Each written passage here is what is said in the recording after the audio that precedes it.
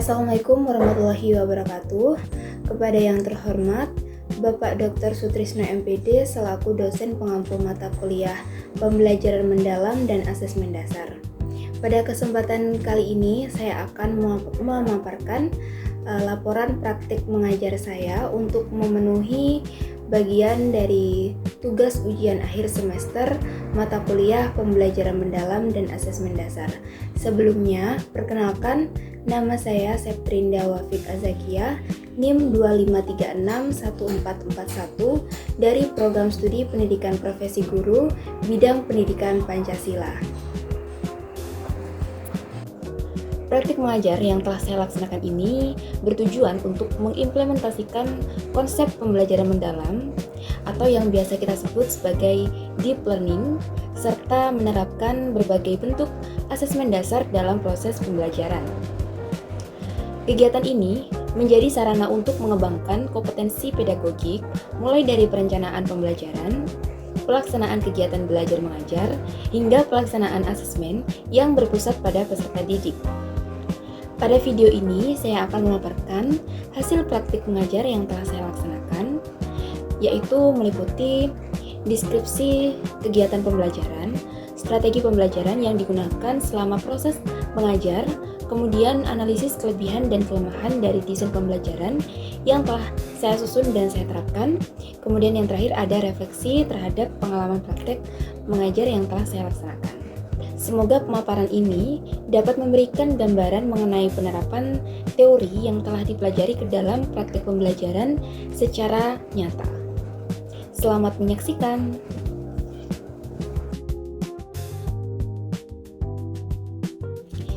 Praktik pembelajaran ini dilaksanakan pada mata pelajaran Pendidikan Pancasila, yaitu pada elemen NKRI dengan materi Sistem Pertahanan dan Keamanan Negara Indonesia. Pembelajaran ini dirancang selama 2 pertemuan dengan alokasi waktu 4 jam pertemuan. Sebelum pembelajaran dimulai, guru melakukan identifikasi seperti kesiapan belajar murid melalui observasi dan tanya jawab. Kemudian hasil identifikasi menunjukkan bahwa murid telah memiliki pengetahuan dasar mengenai negara, bela negara, serta mengenal peran TNI dan Polri. Selain itu, murid juga memiliki minat yang cukup tinggi terhadap isu-isu keamanan dan pertahanan negara yang sedang terjadi di masyarakat. Pada pertemuan pertama, kegiatan diawali dengan pertanyaan pemantik, yaitu untuk mengetahui pemahaman awal murid mengenai sistem pertahanan dan keamanan negara. Selanjutnya, guru memberikan materi pengantar mengenai sistem pertahanan dan keamanan negara Indonesia atau sistem pertahanan dan keamanan rakyat semesta yang biasa disingkat sebagai Sishan Kamrata, serta peran TNI, Polri, dan warga negara dalam menjaga keutuhan NKRI. Untuk menghubungkan pembelajaran dengan kehidupan nyata, guru menampilkan video berita mengenai konflik bersenjata di Papua sebagai studi kasus yang akan dianalisis oleh peserta didik. Setelah itu, peserta didik dibagi menjadi 6 kelompok dan diberikan LKPD untuk mendiskusikan kasus tersebut. Kemudian, hasil analisis kelompok akan dituangkan ke dalam bentuk proyek berupa poster mind map yang memuat identifikasi masalah, jenis-jenis ancaman, kemudian ada peran TNI dan Polri, peran warga negara, serta dampak kasus dan juga solusi yang akan dilakukan. Pada pertemuan kedua, setiap kelompok mempresentasikan hasil proyek poster mind map yang telah dibuat. Kemudian kelompok lain berperan sebagai audiens aktif dengan memberikan pertanyaan ataupun tanggapan terhadap presentasi yang telah disampaikan oleh kelompok yang sedang tampil. Kegiatan pembelajaran kemudian ditutup dengan refleksi mengenai pentingnya peran seluruh komponen bangsa dalam menjaga pertahanan dan keamanan negara ini sesuai dengan konsep Sishan Kamrata.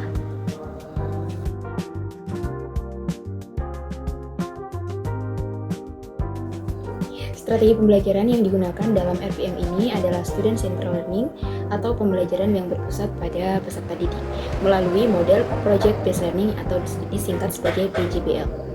Melalui pendekatan ini, murid menjadi subjek utama dalam proses pembelajaran, sedangkan guru berperan sebagai fasilitator dan pembimbing. Penerapan strategi tersebut terlihat dari beberapa aktivitas, yaitu yang pertama ada aktivitas murid diberikan kesempatan untuk menganalisis kasus nyata yang berkaitan dengan sistem pertahanan dan keamanan negara. Kedua, murid bekerja secara kolaboratif dalam kelompok untuk menyelesaikan proyek pembuatan poster minmap. Kemudian yang ketiga, murid aktif mencari informasi, berdiskusi, serta menyusun solusi dan mempresentasikan hasil kerja mereka di depan kelas.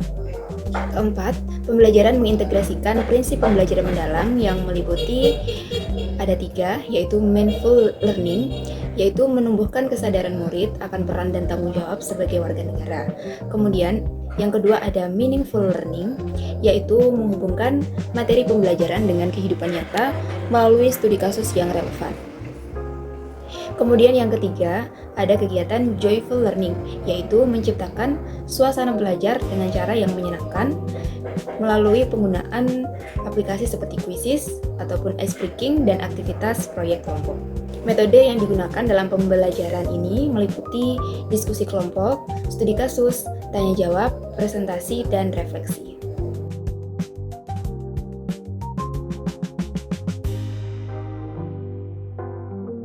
Berdasarkan pelaksanaan pembelajaran, terdapat beberapa kelebihan dari RPM yang digunakan, yaitu yang pertama, pembelajaran memiliki keterkaitan yang kuat dengan konteks kehidupan nyata melalui penggunaan kasus konflik di Papua, sehingga membantu murid memahami materi secara lebih konkret dan bermakna.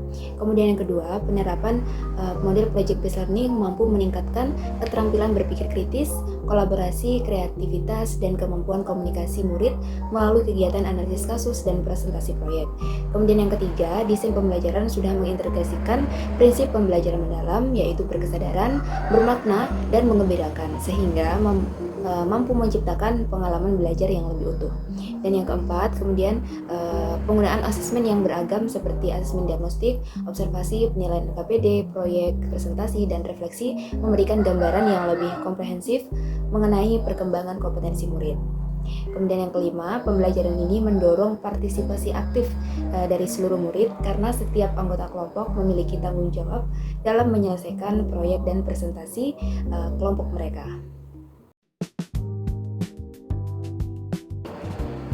Selain memiliki berbagai kelebihan, terdapat beberapa kelemahan yang perlu diperhatikan juga untuk memperbaiki pembelajaran di masa yang akan mendatang. Yaitu yang pertama, pelaksanaan model project-based learning membutuhkan waktu yang relatif panjang. Dengan alokasi waktu yang sangat terbatas, terdapat kemungkinan proses diskusi dan presentasi itu belum berlangsung secara optimal. Kedua, penggunaan studi kasus utama dapat membatasi cakupan pemahaman murid terhadap berbagai bentuk ancaman lain yang terjadi di Indonesia. Kemudian yang ketiga, kelemahan yang ketiga, terdapat potensi ketimpangan partisipasi dalam kelompok di mana beberapa murid lebih aktif dibandingkan anggota lainnya, sehingga kontribusi setiap individu belum tentu merata. Kemudian yang keempat, pemanfaatan teknologi dalam pembelajaran juga masih terbatas pada asesmen awal dan belum memaksimalkan penggunaan media digital untuk mendukung proses proyek. Kemudian yang kelima, instrumen refleksi yang digunakan juga masih bersifat umum sehingga belum sepenuhnya menggali pemahaman mendalam dan perkembangan metakognitif setiap murid.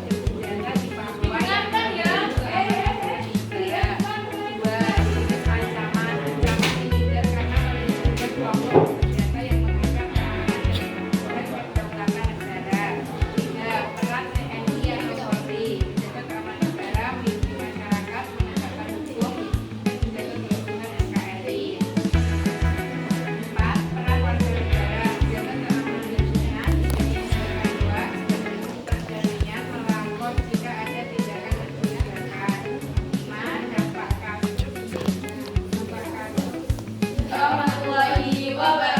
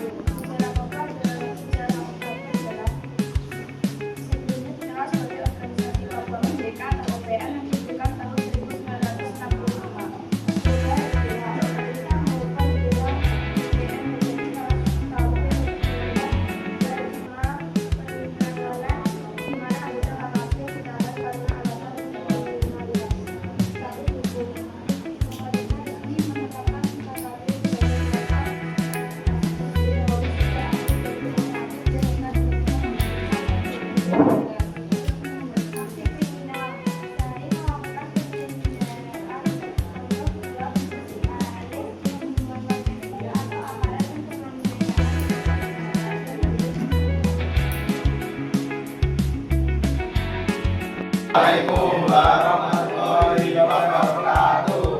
Waalaikumsalam warahmatullahi wabarakatuh. Kami dari Bapak Nam mau menyampaikan sistem putaran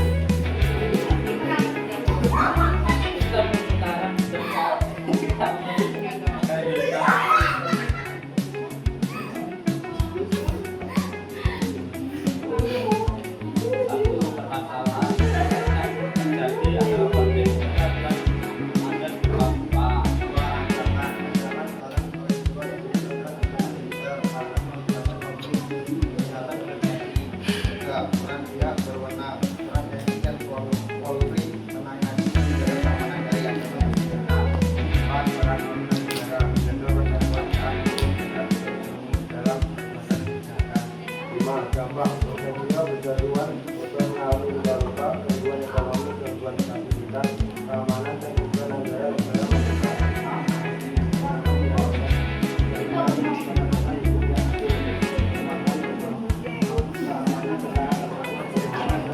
Ada yang ditanyakan? Oh, ada. Jenis-jenis ancaman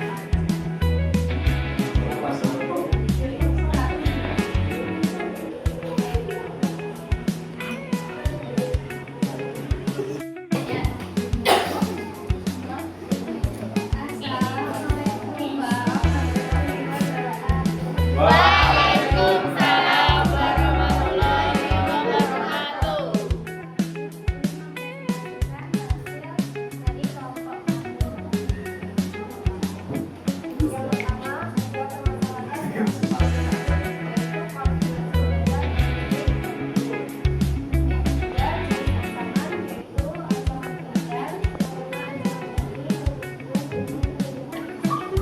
Senjata yang menewaskan 12 orang.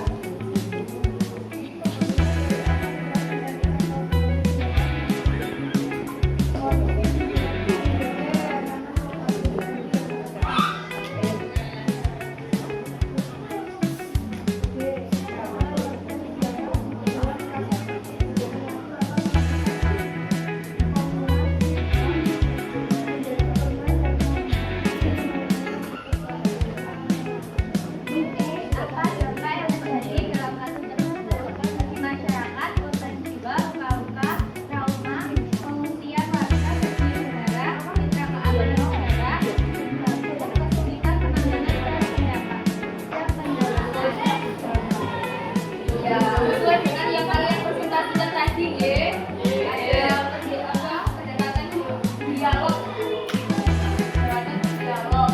Memberikan musyawarah kepada kelompok-kelompok itu. Perannya biasanya pemerintah ya yang kurang dalam menghadapi masalah itu. Sampai sekarang masih belum selesai. Ada yang ditanyakan?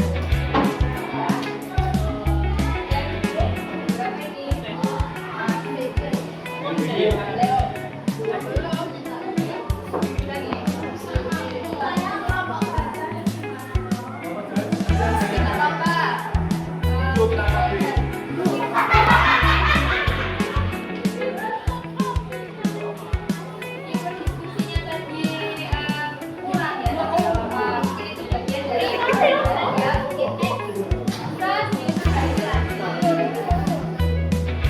Terima kasih atas kerjasamanya, kolaborasinya, membuat tugas dengan baik. Jawabannya ada kurang, tetapi kami sangat mengapresiasi kalian karena itu merupakan pendapat dari kalian sendiri. Di sini kami bisa mau memberikan informasi bahwa hari ini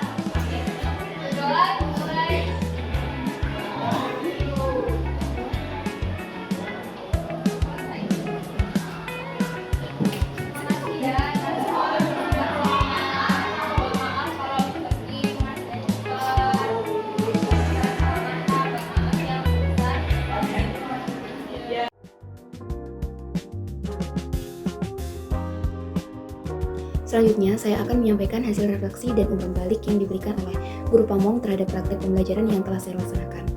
Berdasarkan hasil observasi Guru Pamong, terdapat beberapa aspek yang sudah berjalan dengan baik selama proses pembelajaran, yaitu yang pertama, dalam kegiatan pembuka pembelajaran, persepsi yang saya lakukan dinilai sudah cukup baik karena mampu menghubungkan pengetahuan awal peserta didik dengan materi yang akan dipelajari. Yang kedua, pada pelaksanaan kegiatan inti pembelajaran, metode yang digunakan dinilai sudah cukup baik dan mampu mendorong peserta didik untuk aktif selama proses pembelajaran berlangsung. Hal ini terlihat dari keterlibatan peserta didik dalam diskusi, tanya jawab, serta kegiatan kelompok yang telah dilaksanakan. Kemudian yang ketiga, materi yang disampaikan dinilai sudah sesuai dengan tujuan pembelajaran serta capaian pembelajaran yang ingin dicapai. Materi yang diberikan juga relevan dengan konteks pembelajaran sehingga membantu peserta didik memahami konsep yang dipelajari. Dan yang keempat, interaksi yang terjalin antara guru dan peserta didik dinilai cukup baik. Guru tidak hanya memberikan pertanyaan yang menuntut jawaban ya atau tidak, tetapi juga memberikan kesempatan kepada peserta didik untuk berpikir lebih mendalam, mengemukakan pendapat, dan memberikan alasan atas jawaban yang mereka sampaikan. Dan yang terakhir kelima, langkah-langkah pembelajaran yang diterapkan dinilai sudah sesuai dengan rancangan pembelajaran yang telah dibuat. Sintaks model pembelajaran juga terlihat jelas mulai dari kegiatan persepsi, penyampaian materi, kegiatan inti, hingga tahap evaluasi dan penutup. Selain memberikan apresiasi terhadap aspek-aspek yang sudah baik, Guru Pamong juga memberikan beberapa masukan sebagai bahan perbaikan untuk pembelajaran berikutnya. Yaitu yang pertama, penyampaian materi perlu menggunakan bahasa yang lebih komunikatif dan konstruktif agar peserta didik lebih mudah memahami materi yang disampaikan. Kemudian yang kedua, kemampuan dalam mengelola waktu perlu terus ditingkatkan sehingga seluruh tahapan pembelajaran dapat terlaksana secara optimal sesuai dengan alokasi waktu yang telah direncanakan. Kemudian yang ketiga, pengelolaan kelas juga perlu lebih ditingkatkan agar suasana belajar tetap kondusif dan seluruh peserta didik dapat terlibat secara aktif selama pembelajaran berlangsung. Kemudian yang keempat, guru juga perlu meningkatkan volume suara dan kejelasan pengucapan saat menjelaskan materi, sehingga informasi yang disampaikan dapat terdengar dengan baik hingga ke bagian belakang kelas. Dari refleksi yang diberikan oleh Guru Pamong tersebut, saya memperoleh banyak masukan yang sangat berharga untuk saya untuk meningkatkan kompetensi mengajar saya ke depannya. Saya akan berusaha memperbaiki aspek-aspek yang masih perlu ditingkatkan, terutama dalam pengelolaan waktu, pengelolaan kelas, penggunaan bahasa yang lebih komunikatif, serta kemampuan komunikasi saat menyampaikan materi. Dengan demikian, saya dapat menciptakan proses pembelajaran yang lebih efektif, interaktif, dan bermakna bagi peserta didik. Demikian pemaparan laporan kegiatan praktik mengajar yang telah saya laksanakan berdasarkan rancangan pembelajaran mendalam pada mata pelajaran Pendidikan Pancasila, materi Sistem Pertahanan dan Keamanan Negara Indonesia. Melalui kegiatan praktik mengajar ini, saya memperoleh pengalaman yang sangat berharga dalam merancang, melaksanakan, dan mengevaluasi proses pembelajaran yang berpusat pada peserta didik. Saya juga mendapatkan berbagai masukan dan refleksi dari Guru Pamong yang menjadi bahan evaluasi untuk meningkatkan kompetensi profesional, pedagogik, sosial, dan kepribadian sebagai calon pendidik. Dari pengalaman ini, saya menyadari bahwa keberhasilan pembelajaran tidak hanya ditentukan oleh penguasaan materi, tetapi juga oleh kemampuan guru dalam mengelola kelas, membangun interaksi yang bermakna, memilih strategi pembelajaran yang tepat, serta melakukan refleksi secara berkelanjutan untuk perbaikan pembelajaran di masa yang akan datang. Semoga pengalaman praktik mengajar ini dapat menjadi bekal yang bermanfaat bagi saya dalam menjalankan profesi sebagai pendidik yang profesional, reflektif, dan mampu menciptakan pembelajaran yang bermakna bagi peserta didik. Saya mengucapkan terima kasih kepada Bapak Dr. Sutrisno MPD selaku dosen pengampu mata kuliah pembelajaran mendalam dan asesmen dasar, kemudian kepada Ibu Nurul Komaria SPD sebagai Guru Pamong yang telah memberikan bimbingan dan masukan, serta seluruh pihak yang telah mendukung pelaksanaan praktek pembelajaran ini. Mohon maaf yang sebesar-besarnya apabila terdapat kekurangan dalam penyampaian maupun pelaksanaan praktek mengajar yang telah saya lakukan. Akhir kata, saya ucapkan terima kasih atas perhatian yang sudah diberikan. Wassalamualaikum warahmatullahi wabarakatuh.